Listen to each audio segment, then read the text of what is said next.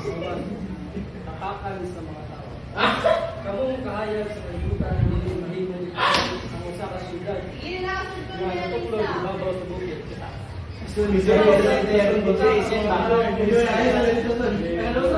kailaw, kundi sa ibabaw. Usa magpasigaw sa inyong hayag sa tubangan sa mga tao aron makita nila ang inyong mga kahisguhan. Patay bilang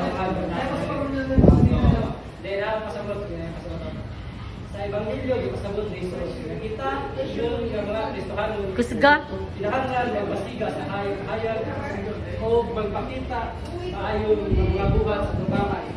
Uban ang asin sa yuta. Amen. Amen. Kahayag sa kalutan. Pasabot nga ang mga Kristohanon kinahanglan nga magpakita sa pagkamataro sa pagbuot sa Diyos. Ang asin nga maghatag kami sa pagkaon ng simbolo sa kalipay, pagkaon sa espiritu o katarungan sa ato ng pagkinabuhi.